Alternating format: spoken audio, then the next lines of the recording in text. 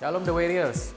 Dalam program acara Man of God ini, prianya Tuhan, di mana program ini akan membahas seputar permasalahan yang berhubungan dengan pria. Dan tentunya akan dibahas dari sisi firman Tuhan.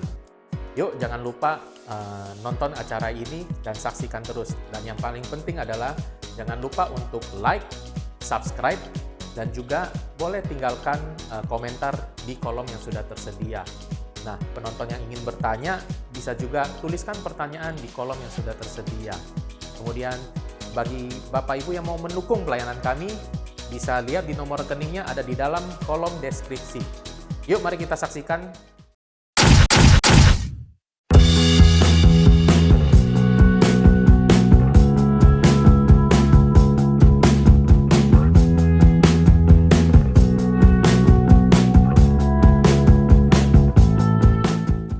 Halo sahabat The Warriors, pecinta acara Man of God. Kita berjumpa kembali dalam acara Man of God hari ini. Bersama saya Mas Bimo, ada rekan saya yang paling kanan tuh, PWG. Mic lo, jangan dulu mic lo. Sorry. Ya, jumpa lagi The Warriors di acara kebanggaan kita yang kita nanti-nantikan. Man of God dengan saya Prana. Halo, mantap. Ada Om Paro juga, Om Paro. Oi, shalom. Haleluya. Haleluya. Anyway, bagaimana minggu ini? Luar biasa bersama Tuhan. Mantap ya? Luar biasa. Luar biasa, Om. Walaupun banyak ada selalu halangan ataupun masalah, tetap semangat, Om. Mantap. Terima kasih juga sahabat-sahabat The Warriors yang sudah meresponi dengan menyaksikan tema kita sebelumnya ya, yang tentang suami nganggur boleh atau enggak. Puji Tuhan dalam satu malam kita dapat viewer lebih ya, sekalipun hostnya ganti, ada Pak PWG. Ternyata fans Man of God bukan karena Rain, tapi karena acaranya bermutu gitu ya. Jadi teman saya yang sudah tema-temanya. Sorry ya, bukan karena Pamolu ganteng lu ada di sini. Oke. Baik, kita akan bahas apa hari ini ya? Pak PWG. Sekarang Bro. Malam ini kita membahas kemarin kan mengenai suami yang nggak kerja. Sekarang temanya mengenai pentingkah kehadiran anak dalam rumah tangga. Nah, gitu loh. Kehadiran anak dalam rumah tangga. Oke. Iya. Itu problematika dalam keluarga tuh ya. Karena banyak juga keluarga-keluarga Kristen yang sampai hari ini udah nikah 5 tahun, 10 tahun belum punya anak ya. Betul. Tapi ada juga yang 5 tahun belum punya anak udah hopeless, lalu dia mengcerai pasangannya. Tapi ada juga 10 tahun, 15 tahun belum punya anak, tapi mereka tetap bertahan. Ya, betul, kan? Bro. Terus, nah, kita pengen dari sisi Alkitab nih kira-kira. Kira-kira bagaimana sih pandangan Alkitab tentang keluarga yang belum punya anak dan keluarga yang apa ya saya bilang ya, tidak diberikan berkat Tuhan tentang keturunan ya. Karena ada orang yang berpikir kalau ikut Tuhan tuh janji Tuhan harus punya anak nih. Tapi ternyata mereka sudah puluhan tahun nggak punya anak, berarti mereka nggak terima janji Tuhan.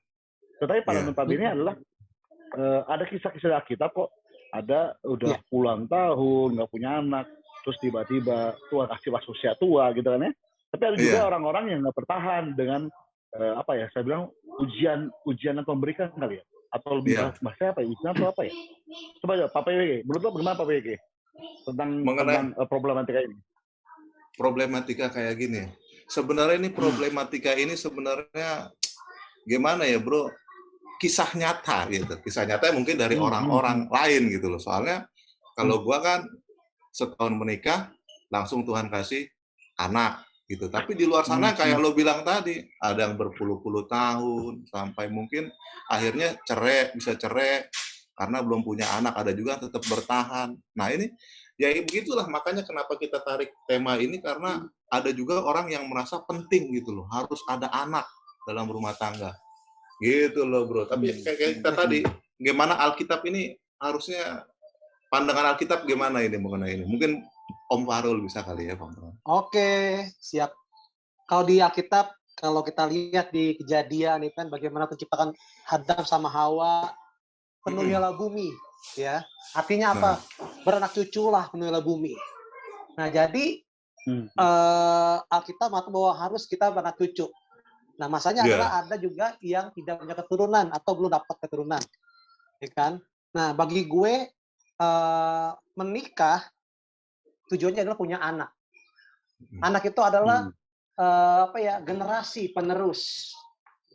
Makanya di Alkitab kita boleh lihat kisah Abraham, ya kan, menikah sama Sarah, punya anak, lalu nggak sabar, akhirnya apa? Dikasihlah siapa namanya? Nggak tahu? Agar. Agar. Akhirnya apa? Akhirnya cari cewek lain, ya. Nah ini kejadian hari-hari ini, bro. Ya, rumah tangga nggak punya anak, jatuh selingkuh, jatuhnya cari istri lain. Nah ini pertanyaan bagi kita sebagai orang Kristen. Yang kedua, ada di Alkitab juga penyanyian baru Elizabeth sama Zakaria. Dia menikah sampai tua, belum punya anak. Tetapi dia bersabar, berdoa, dikasih sama Tuhan. Nah, jadi bagi gue, anak itu adalah gift, hadiah. Gitu loh. Kepercayaan yang Tuhan kasih. Itu sih bagi gue, Om Bimo sama Om Prana sih. Nah, terus bagaimana dengan keluarga-keluarga yang sudah puluhan tahun ya, terus belum punya keturunan, apakah mereka tidak percaya oleh Tuhan punya anak? Bagaimana Pak PWG? Nah, kalau seperti yang Om Fahrul bilang ya, itu anak itu merupakan gift karunia, pemberian Tuhan gitu loh. Jadi masalah dikasih atau enggak, kalau menurut gua itu otoritasnya Tuhan. Tuhan mau kasih anak atau enggak itu terserah Tuhan. Jadi kalau kehadiran anak ya puji Tuhan ya, bukannya berarti kalau nggak punya anak nggak puji Tuhan gitu. Tuhan mempercayakan gua anak gitu. Mungkin kalau di keluarga yang lain nggak punya anak, ya Tuhan mempercayakan keluarga itu belum memiliki anak gitu loh bro. Tapi bukan berarti Tuhan nggak baik sama keluarga itu. Bukan berarti gue bisa bilang, keluarga lo nggak diberkatin. Keluarga gue diberkatin, buktinya gue punya anak. Gitu bro, kalau menurut gue bro. Yes. Kalau apa ya? Kalau menurut gue malah agak berbeda sekali dengan kedua teman saya ini ya. Karena gimana? Gue pernah ketemu dengan sebuah keluarga ya, dan nikah 5 tahun belum punya anak. Terus tiba-tiba konseling mereka. Iya, lagi konseling sama gue gitu. Terus tiba-tiba gue mengasih dia tentang gambaran tentang kita tuh diadopsi oleh Tuhan. Gitu. Oh gitu. Ya, kita diadopsi oleh Tuhan. Jadi benar. Bukan berarti Tuhan nggak sayang sama kita, tapi Tuhan membuka wawasan kita lebih jauh lagi bahwa banyak kok anak-anak yang di luar sana yang sebenarnya mereka ingin hidup di dunia ini, tapi orang tua menolak mereka kan, tertolak lah, dibuang lah, ya kan. Nah, akhirnya gue sarankan mereka, kenapa nggak mengadopsi anak-anak itu? Karena dasar gue bilang, ya Tuhan adopsi kita kok, gitu kan. Nah, tapi itu bahas kita nanti ya. Kita berikutnya tentang anak-anak ya. Tapi masalah kedua bagi Bangnya adalah ada dua keluarga tadi yang pas Om Fahrul bilang, ada keluarga Abraham sama keluarga Zakaria ya. Betul. Nah, kalau Abraham yang kita cermati bahwa Abraham kan setelah 25 tahun baru dia punya anak yang diterima janji oleh si Abraham dengan Sarah kan ya. Tetapi kan proses sebelum itu kan si Sarah menyarankan si Abraham mengambil madu dari budaknya kan, si Hagar. Berarti ada kesepakatan oleh istri untuk mengambil wanita lain supaya si Abraham punya anak dari keturunan Abraham kan ya. Tapi ada satu sisi lagi di Zakaria, Elizabeth tetap berdoa ya, Nabi Zakaria tetap beriman sama Tuhan, akhirnya dia punya anak pada usia tua ya. Yes. Masa tua. Tapi kalau kita garis bawah ya, bukan Abraham itu menginginkan wanita lain untuk punya anak, tapi istrinya justru yang menyuruh Abraham mengambil wanita lain. Mengambil wanita lain, gitu biar punya keturunan. Enak tuh Abraham ya. Abraham enak ya. Abraham enak tuh ya.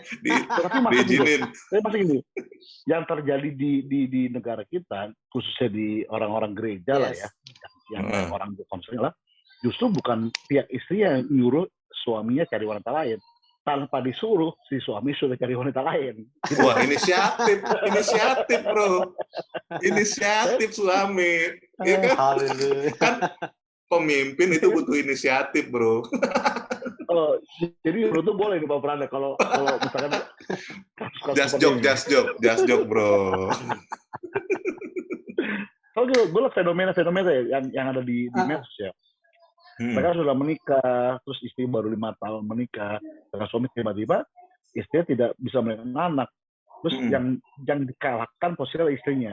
Pasti Kalau menurut perempuannya, gue, bro. Iya. iya.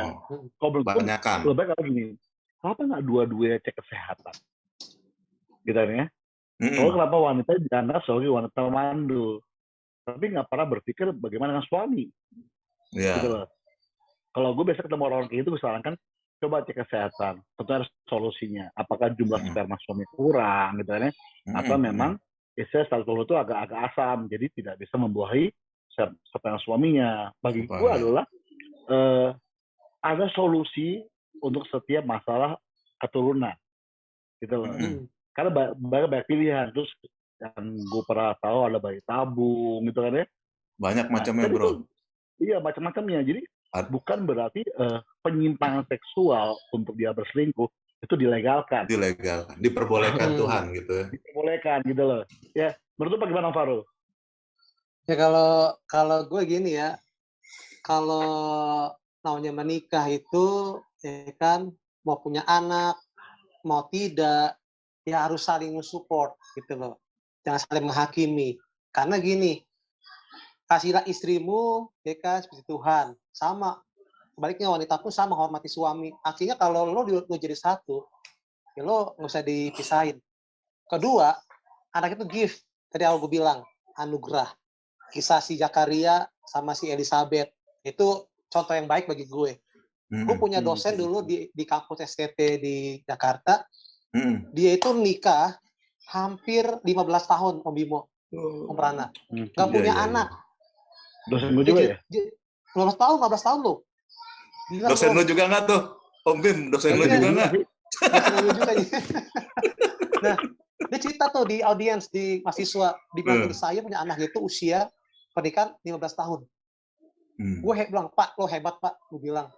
Mungkin kalau di kita ya, mungkin nggak kuat gitu loh. Karena anak itu turun, apalagi ya, maaf kata, ada suku-suku tertentu harus punya anak. Om Rana, Om Bimo. Karena untuk terusin marganya, terusin keturunannya itu penting. Nah, di sini gue lihat bahwa ya kita harus percaya gitu loh. Bahwa apa kita doain pasti Tuhan kasih.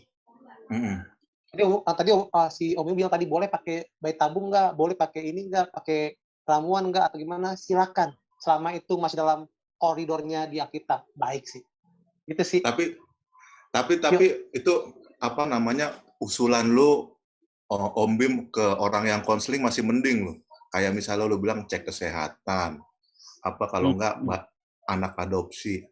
Nah, yang paling ribet lagi kalau sebelum nikah udah BTN dulu buat ngecek bisa punya anak sama kagak. Kan repot. BTN bayar tapi nyicil. Melakukan dulu. DP dulu. DP dulu. Iya. Invest dulu itu yang lebih gawat kan.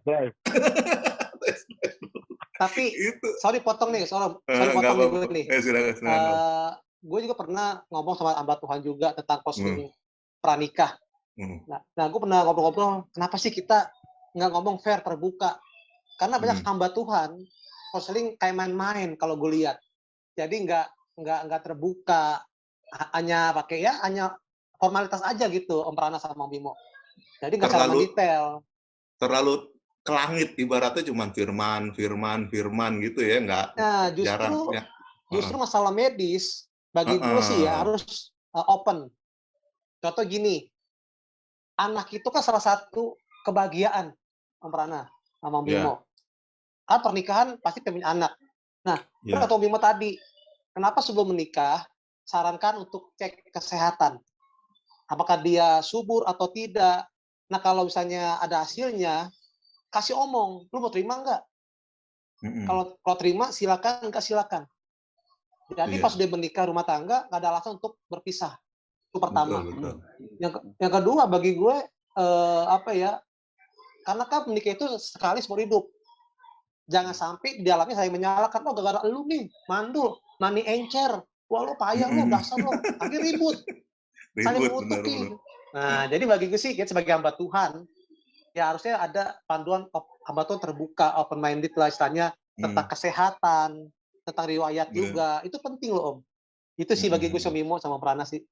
Iya, iya. Iya. Tapi emang serba salah sih, bro. Dia kan kayak contoh si Orang bilang, suku-suku tertentu tuh pengen banget bahwa harus punya anak, ya. Iya. Terus udah usaha tabung, ya kan. Terus kan bayi tabung kan nggak pernah di program, itu cowok Iya. cewek.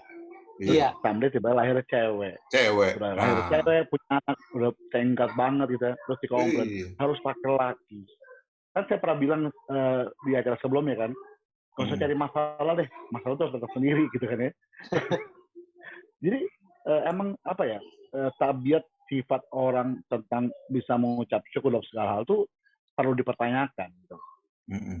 Karena kalau dia bisa mengucap syukur sekalipun istrinya tidak bisa memberikan anak atau suami tidak bisa memberikan anak, dia tetap bisa menjaga komitmen sampai hari tua, sampai tahun mana 2 kali kan. Nah sekali gue bilang ini sama orang-orang konsul sama gue, lo mau nikah memakai apa? Memakai kalimat apa? Kalau suami lu bisa punya anak, lu sayang. Kalau lu bisa ngasih anak, lu sayang. Kan bagi gue, kalau itu cenderung fokus ego kita. Maunya kita apa? Tapi kalau orang memakai kalimat walaupun suami gue nggak punya kasih anak, walaupun istri gue mandul, gue tetap pegang komitmen pernikahan gue. Gitu loh. Antara W sama K itu beda jauh, udah maknanya jauh banget. Iya, benar. Iya. Lagi nih. Teman-teman yang man of God yang sedang menyasar hari ini, ya, nggak usah minder. Jujur dengan pasangan. Benar kan Om Faru tadi bilang, harus jujur dengan pasangan. Lu kalau lu cek semua ke dokter kandungan, ya, itu terus didapati bahwa istri lu ataupun lunya kurang subur, ya, nggak usah minder. Ya kan? Kan kita mengatakan jika kita bersepakat meminta sama Tuhan, maka Tuhan memberikan apa yang kita minta. Bukan berarti ketika lu berdoa sungguh-sungguh sama Tuhan akan kasih anak. Gue tetap punya prinsip bahwa Tuhan tuh mendengar doa kita kok. Tapi kapan waktunya nggak tahu. Yang penting teman-teman of God ini, suami istri yang sedang mendengar acara ini tetap usaha kok. Tetap usaha. Bahkan ada apa ya? Ada kadang gue dengar dari ibu-ibu ya, ibu-ibu orang tua bilang, Pak, kalau mau punya anak itu harus di apa ya, istrinya itu di bawah, Pak, ditopang pakai bantal, Pak, gitu kan ya, supaya pas tidur ya, pas melakukannya gitu ya. Iya, ada gaya-gayanya. Supaya sperma bapak tuh masuk ke dalam rahimnya gitu. Itu banyak hal gitu. Nah, makanya kenapa men of God ini pembicaraan orang-orang dewasa. Karena menanamnya bukan segi porno, tapi pada apa ya, kehidupan rohani lah, kehidupan seksual juga gitu. Karena bagi gue seksual adalah bagian yang rohani gitu ya. Jadi nggak usah malu loh untuk tanya sama yang lebih tua atau lebih pakar kesehatan gitu. Terus nggak usah malu kalau emang jujur kalau sperma lo kurang, lu jujur sama istri lu, pasti ada obatnya kok, ada terapinya. Terus kalau lu bilang sel telur kurang atau sel telur tidak bagus gitu ya, tentu ada terapinya juga kok. Mungkin bisa diurut, mungkin bisa dikasih suplemen vitamin. Jadi masih ada harapan. Nggak usah menyimpang, kayak tadi kalau contoh Alkitab, ketika Abraham pengen punya anak, lalu Sarah tidak bisa memberikan anak pada saat itu, lalu menyarankan ibu-ibu menyarankan, ayo Pak, udah Pak, saya nggak punya anak Pak, ceraikan saya Pak, lu Pak, saya nggak bisa ngasih lagi Pak, lu sama yang cewek lain Pak. Bagi gua lu coba dulu tuh ibu-ibu tuh kayak gitu. Ya? Emang ada bro yang gitu bro, yang ngizinin gitu suaminya, ada ya? Gue ngeliat di medsos banyak loh sekarang. Aneh-aneh, apalagi TikTok tuh ya. TikTok tuh kalau lu perhatiin baik-baik, itu sumber informasi yang aneh-aneh tuh. Gue sih ngeliat TikTok kan. Sekarang apa-apa gitu, TikTok bro. Apa-apa TikTok sekarang. Iya. TikTok itu apa tuh ya? Wah, kalau kita bahas ke depan tentang LGBT ya. TikTok itu yang LGBT, itu yang nge-love itu 1 million, berarti 1 juta orang. Oh gitu ya. Yang aneh-aneh gitu. Iya. Tapi yang tentang rohani itu cuma beberapa ribu doang gitu. Makanya kalau dulu gue zaman komunikasi diajarin Bu Sumita Tobing ya, itu orang Dr. Sumita Tobing, beliau ngomong gini, orang yang bisa menguasai komunikasi, dia menguasai dunia. Jadi kita orang-orang Kristen harus bisa menguasai komunikasi media sosial ini. Nah, lanjut lagi ya. Nah, menurut lu Pak Prana, Om Faro, ya. Diperbolehkan nggak sih di keluarga Kristen mengambil madu dari wanita lain supaya punya anak? Kak Prana. Kalau menurut gua ya nggak bisa lah, bro. Kan pernikahan itu kan dipersatukan satu suami, satu istri, ya kan? Jadi kalau misalnya untuk mengambil madu berarti ada satu suami, dua istri dong. Ya bukan berarti yang ngeberkatin bukan Tuhan. Soalnya prinsip Tuhan itu satu suami, satu istri. Bukan satu suami, satu istri, satu madu. Bukan begitu, bro. Jadi nggak diperbolehkan, bro. Nah, menurut Om Farul, boleh nggak sih? Kalau pribadi sih ya nggak diperbolehkan lah Om, ya kan? Nggak diperbolehkan. Tetapi kalau kita lihat di PL ada kisah namanya Elkana. Oh gitu ya. Istrinya adalah Hana dan Penina. Hana itu istri pertama, Penina itu madunya. Nah, gue nggak tahu tuh konteks mereka itu bisa menikah sama-sama tuh gue nggak tahu. Siapa yang berkati gue nggak tahu tuh. Pokoknya ada madu. Nah, bagi gue sih nggak diperbolehkan. Kenapa? Karena saling menyakiti, Om. Saling menyakiti, saling menghina, saling mengejek, itu dosa namanya. Gitu loh. Yang kedua, kalau konsep di PB, ya lu jadi satu. Nggak bisa dipisahin. Sampai mati, sampai maut misalkan kita. Itu sih bagi gue. Ya, gini, segala sesuatu yang kita ambil putusan, itu pasti ada dampaknya kan. Kayak contoh, Abraham, ya kan.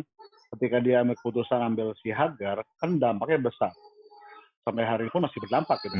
Karena ada mana kok dia saudara tiri dan sebagainya kan.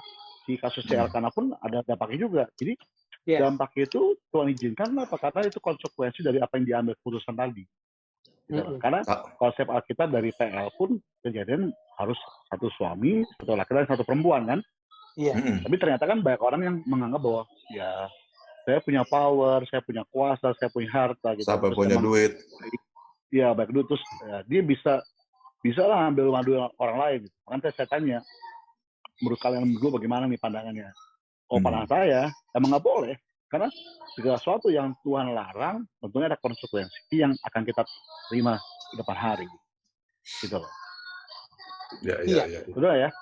Betul, bro. Terus apa sih? Ini contoh nih, oke lah kalau kita bilang yang tidak bisa memberikan anak tuh wanita kita, perempuan itu istri kita ya. Terus sekarang saya balik, kalau yang nggak bisa memberikan anak itu laki-lakinya, bagi kita pria-pria Tuhan ini, ya, apa sih yang harus kita lakukan? Dampaknya apa sih? Gue yakin lah pasti lu berdua, kita bertiga shock loh, laki-laki. Ternyata pas ketika cek kesehatan, kita yang mandul, gitu. Karena kita kurang. Ya, selama ini kita ngejelasin, lu cewek mandul, nggak bisa kasih keturunan gitu kan. Soal wanita dia nomor 2 yang disalahkan. Nah, saya cuma mau narik teman-teman Men of God hari ini, yang sudah menonton hari ini. Yuk, jangan egois. Jangan menghakimi yang belum ada faktanya. Coba sama-sama cross-check cek kesehatan masing-masing. Kalau emang itu hasil ada di dirimu, laki-lakinya Tuhan, introspeksi. Ya, mungkin ada kesalahan masa lalumu yang pernah kau lakukan, minta ampun sama Tuhan kok. Tentunya Tuhan akan memberkati engkau dengan sperma yang sehat, ya, yang bisa memberikan turun pada anak-anak kita. Menurut lo, Farul, kalau lu jadi laki-laki itu yang tidak bisa memberikan anak, tanggapan lu bagaimana? Dilema sih Om. Berat. Kalau lo gak punya anak, lo gak jantan bro, gak berjalu. Ini orang Betawi bilang ya, lo punya anak gak berjalu lo. Gak jago, gak ada jalunya. Tapi sih bagi gue sebagai laki-laki yang tidak punya keturunan, spermanya encer segala macam, ya harus berat atau bimo introspeksi diri. Bisa juga karena upah dosa masa lalu, ya main sama cewek yang belum sah, ya kan segala macam. Gue yakin kalau udah bertobat Tuhan kasih. Contoh, gue ada contoh nih, ada seorang pendeta senior, nah, gue nggak sebut namanya lah. Ya dulu dia nakal Om. Pacarnya kalau nggak salah, mantannya ya 45 kalau nggak salah. Dia khotbah di mimbar Om. Kalau salah ya pacarnya 45. Lu apal aja. Tuh kalau dicatat tuh Bim, jadi rental tuh Bim. Jadi rental perempuan tuh. Nah, banyak Om. Nah, dia bilang gini, pas saya menikah serius, ya kan? Gue punya anak gitu. Hmm. Sampai usia tua punya anak, tapi dia bertobat, kembali melayani Hmm. Tuhan, kembali Hmm. ke rumah Tuhan, dia diurapi, dia perjamuan kudus, ya. Iya. Dibilang maninya encer, Om, cek dokter. Tetapi mujizatnya waktu dia berbalik bertobat, dikasih anak satu cewek sama Tuhan. Sampai hari ini kalau nggak salah dia udah kuliah. Nah, jadi berarti Om Bimo tadi introspeksi diri sama Tuhan. Yang kedua, tetap sabar dan berdoa, masih ada mujizat buat kita. Itu sih bagi gue. Itu kesaksian sih. Nah, kalau lu bagaimana Pak Prana? Kalau gue, wah gue terus terang panik bro kalau kejadiannya di gue. Soalnya nih kisah nyata lagi nih. Pas gue nikah sama Mona nih, beberapa bulan aja gue udah ditanya sama almarhum bokap gue, gimana? Udah isi belum? Gitu. Isi Belum. apa? Iya, belum. Terus nggak beberapa lama, udah isi belum? Belum. Ah, kamu nggak bisa kali, kata dia gitu. Waduh. Kata almarhum bokapku, gimana gue nggak panik kalau misalnya gue belum punya anak sampai sekarang kan? Dia kan dibilang begitu. Terus akhirnya nggak beberapa lama, akhirnya dia nanya lagi, gimana? Udah ada belum? Udah berhasil positif. Nah itu baru dia senang. Akhirnya ternyata lo bisa juga, dibilang gitu bokap. Kalau kejadian nih, nah makanya itu. Ya, pakai ya salah satunya kayak Om Bimo bilang tuh, bini gue harus posisinya kayak gimana diangkat bantal gitu. Tapi ya itu tadi, puji Tuhannya akhirnya ada anak gue yang pertama cewek, ya kan. Ya itu tadi, bokap gue sampai nanya ke gue, gimana udah ada belum? Ya kan gue dari orang Sumatera, pasti bokap gue, apalagi bokap gue itu lagi keadaan sakit bro, dia pengen juga dong sebelum waktunya dia gendong cucu, atau paling enggak dia ngeliat cucunya gitu kan. Gue agak panik juga. Nah, tapi puji Tuhannya, Tuhan kasih gue anak yang perempuan yang pertama nih, si Janetan.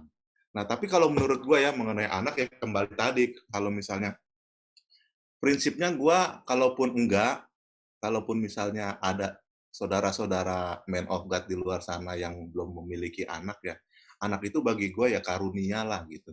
Jangan sampai jadi bersih tegang antara suami istri gara-gara belum ada anak, sampai bingung gimana caranya, beragam-ragam cara harus dilakukan, dikorbankan uang, dikorbankan segala sesuatu, bahkan mungkin harga diri dikorbankan untuk sampai harus punya anak gitu loh bro. Kalaupun misalnya belum punya anak ya terimalah, tunggu waktunya Tuhan, ini mungkin Tuhan punya rencana yang terbaik gitu bro kalau menurut gua. Tapi kalau kejadiannya di gua kayak gue bilang tadi, itu masalah. Begitu aja bro. Kalau gue malah beda lagi bro. Kalau gue Gitu. pertama gue berdamai dengan diri gue sendiri. Oh gitu. Saya berdamai dengan diri gue sendiri. Karena gue tahu masa lalu gue tuh parah banget gitu ya. Terus gue tahu efek dari apa yang gue lakukan dulu tuh akan berdampak pada gue sekarang, gitu kan. Terus ya orang makan narkoba pasti ada efek ke sana. Makanya gue bilang berdamai dengan diri sendiri. Yang pertama itu. Yang kedua, gue pasti bilang dengan pasangan gue dari awal. Kalau nanti kita nggak bisa punya anak, ya kan. Terus ya harus siap. Gue dalam pikiran gue lebih dahulu dulunya. Terus yang ketiga, gue bilangnya ya, gue bilang sama teman-teman Aslat semua kan ya, gue tuh nggak untuk kemungkinan untuk mengadopsi. Kenapa? Karena cara pandang gue tuh diadopsi Tuhan, gitu loh. Makanya gue ketika ketemu pasangan-pasangan seperti yang gue bilang tadi, itu gue lebih mengarahkan ke sana arahnya. Terus sekalipun gue periksa kesehatan dan gue subur, dan pasangan gue nanti pun subur, dan belum diberikan anak, ya udah gue terus mengharap. Jika misalkan kalau gue terus tiba-tiba udah kita kelamaan nih, terus kita mau bayar tabung, ya silakan, tapi tentunya ada harga yang harus dibayar. Bayar tabung tuh mahal loh. Mahal. Nah, mahal banget. Makanya gue bilang setiap awal gue harus berdamai dengan diri sendiri dulu. Yang kedua komunikasikan, gitu kan. Jadi dasarnya itu bukan harus menikah harus punya anak, tapi menikah tuh melakukan apa yang Tuhan izinkan genapi dalam kehidupan kita, gitu loh. Berarti gitu, pandangan pernikahan dulu ya yang perlu dari awal dibicarakan ya. Iya kan kita membangun rumah kan, bukan membangun jatuh cinta doang. Karena jatuh cinta itu mudah kan, tapi membangun cinta itu sulit. Terus merubuhkan rumah itu mudah, tapi membangun rumah itu sulit. Makanya gue selalu share ke orang-orang yang ingin menikah sama gue tadi bilang itu, ya gue bilang kasih pemahaman dulu nih. Khususnya orang-orang yang tadi gue bilang kayak Pak Prana nih, ya kan? Itu untung papa kandungnya loh. Coba yang nanya mertua, wah beli kata Pak Prana. Iya kan? Untung yang orang Sumatera lu, bukan istri lu kan? Coba yang orang Sumatera istri lu tanya mulu. Kapan? Betul. Udah punya lahir, kok kenapa perempuan? Kenapa nggak laki-laki? Wah buat lagi, kan? Ya? Akhirnya marga berdua. Kan? Marga. Terus Fam itu bawa nama keluarga kan dia. Gitu. Kalau Betawi nggak ada marga bro, Betawi nggak ada. Apa marganya? Nggak ada marga. Nggak ada, sama jauh tuh. Jawa ada nih. Jawa bawa nama Jawa terakhir ada, dia Jawa. sih. Ada. Tapi kan ada bin kan? Bin apa? Faro Roji bin itu apa bukan, gitu? itu mah bin itu artinya aja bapak, binti, ibu. Oh bapaknya siapa gitu? Oh gitu. Farul binti siapa? Bin siapa? Farul binti Tano. Biar tahu bapaknya gitu ya, gitu ya bro. Ya. Gitu. Jadi teman-teman Afgan nih, saran saya pribadi ya, bahwa ayo jangan patah semangat ya. Kalau sekalipun Tuhan belum izinkan, terus mencoba. Sekalipun emang rencana Tuhan teman-teman tidak punya anak dari istri ataupun suami sendiri, masih ada cara lain, yaitu menurut pandang saya, yuk kita bisa mengasihi orang-orang lain kok, karena kita kadang kasih sama harus seperti dirimu sendiri. Nah, terakhir nih, seperti biasa sebelum kita closing, so kita tutup dengan quote. Nah, Pak Prana udah sekali kemarin kan, sekarang malam ini lu duluan deh, baru Ovaro. Gue duluan quote. Ya. Kalau quote gue malam ini adalah semua yang Tuhan lakukan itu baik. Punya anak nggak punya banyak, punya anak nggak punya anak itu Tuhan tetap baik. Gitu bro. Quote gue malam ini. Ovaro. Kalau gue sih semua indah pada waktunya, karena anak adalah gift. Itu aja sih. Mantap. Gua apa ya? Ingat, kita adalah anak-anak adopsinya Tuhan. Yes. Jadi kalau kita tidak punya anak, maka anak lain pun harus kita adopsi, menjaga kita sendiri. Haleluya. Okay. Ya, jangan lupa nih teman-teman Man of God, kalau teman-teman diberkati seperti sebelumnya, dapat mengisi kolom komentar ya. Kalau saya diberkati Pak, saya diberkati Bro, gitu kan ya. Terus yang kedua, kalau punya ide, saran, kritik, masukin kolom komentar nih. Kayak kemarin teman gue di Amerika kontak ya, terus gue bilang ini, gue diberkati dengan acara yang tema sebelumnya tuh, ya kan, tentang suami nganggur. Lalu dibilang ini udah, kasih saran ke kita, apa yang kita lakukan. Nah, kalau teman-teman berkati, jangan lupa subscribe, like, dan bagikan ya ke teman yang lainnya, supaya orang lain pun dapat diberkati seperti dirimu sendiri. Yang berikutnya teman-teman, ya tayangan ini terus akan direkam ya, akan terus kita tayangkan kalau ada ide saran.